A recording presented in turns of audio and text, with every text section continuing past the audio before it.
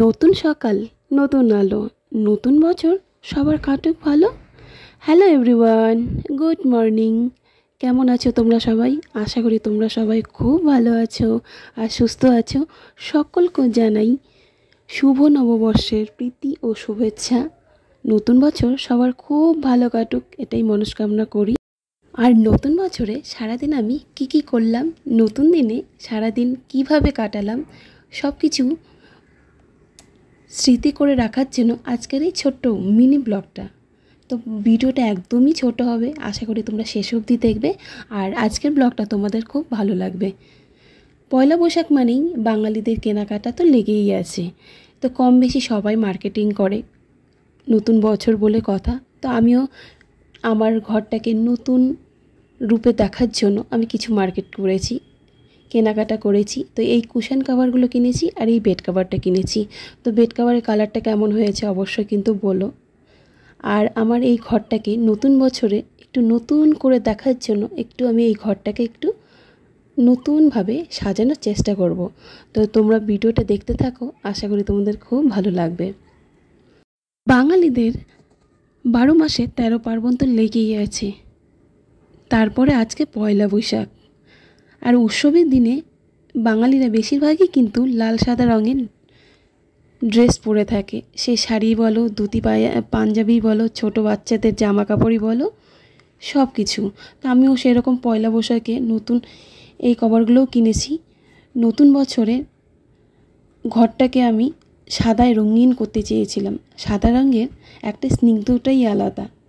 নতুন বছরে সব কিছু সাদা সাদা থাকবে, দেখতেই কিন্তু ব্যাপারটা আলাদা। সব কিছুই সাদা রঙের কিনেছি, যেমন এই কভারগুলো বলো, টিভির কভার, ড্রেসিং টেবিলের কভার, কুশন কভার, সবই আমি হোয়াইট কালারে কিনেছি। কিন্তু যখনই আমি হোয়াইট কালারের চাদর কিনতে যাই, কিনেও নিয়েছি, কিন্তু তারপর আমি মেনটেন করতে পারবো না বলে আর হোয়াইট কালারের চাদরটা নেইনি। তো তারপরে এই ইয়েলো কালারে এই চাদরটা নিয়েছি। হোয়াইট কালারের একটু ময়লাটা বেশি হয় আর আমি মেনটেন করতে পারবো না, যেহেতু আমার ছোটো বাচ্চা আছে, আমার ছেলে প্রচণ্ড চঞ্চল, তাই হোয়াইট কালারের চাদরটা নিইনি। তাছাড়া সব কিছুই প্রায় হোয়াইটই নিয়েছি। আর ব্লুর সঙ্গে হোয়াইট, আমার ঘরের দেওয়ালটা যেহেতু ব্লু আর পর্দাগুলো ব্লুর সঙ্গে হোয়াইট ইয়েলো কম্বিনেশনটা কিন্তু বেশ ভালোই লাগছে।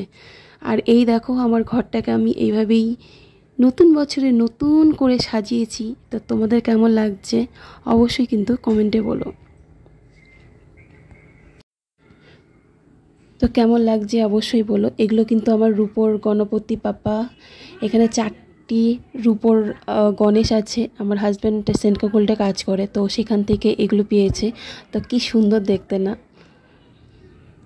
তোমাদেরকে একটা কথা বলতে চাই, আমি এই চ্যানেলে অনেক দিন ধরে ভিডিও দিই না। তো তোমরা যদি আমার পাশে থাকো, সাপোর্ট করো, আর তোমরা যদি কমেন্টে বলো যে পুনরায় আবার ভিডিও দিতে, তাহলে আমি আবার ভিডিও দেওয়া শুরু করব। নতুন বছরে নতুন করে আবার শুরু করার চেষ্টা করব। তো আমি ঘর দুয়ার গুছিয়ে দেখো আমি রান্নাঘরে চলে এসেছি রান্না করতে। আর আজকের স্পেশাল মেনু হচ্ছে চিকেন। আমার হাজব্যান্ড যেহেতু বাড়িতে নেই, আমি আর আমার ছেলেই আছি, তাই এই অল্প কিছু রান্না করছি। Good evening. তো পয়লা বৈশাখে পুরো সেজে গুজে নিয়েছি, পয়লা বৈশাখ বলে কথা। তো নতুন ড্রেসও পরে নিয়েছি। তো এই ড্রেসটা পয়লা বৈশাখের জন্যই নেওয়া হয়েছিল, বাট 2বার পরা হয়ে গেছে। তো এই রেডি হয়ে গেছি। এখন আমাদের পাশে মেলা হচ্ছে, তো মেলাতে ঘুরতে যাব আমি আর আমার ছেলে। তো চলো। এসে আমি একটা জিনিস দেখে পুরো অবাক হয়ে গেলাম, এই কুকুরটাকে নিয়ে এই গাড়ির রাইডে চড়েছে। তো দেখে কি ভালো লাগলো। এবার আমরা চলে এলাম, এখানে অনুষ্ঠান হচ্ছে, সেই অনুষ্ঠানে গান শুনতে। তো দারুণ গানগুলো গাইছিল।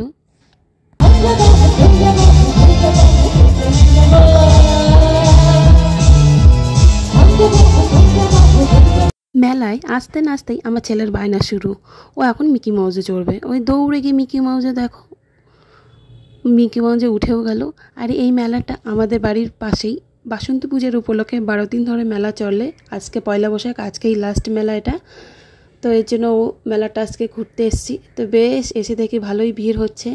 তো আজকের ভিডিওটা এইটুকুই।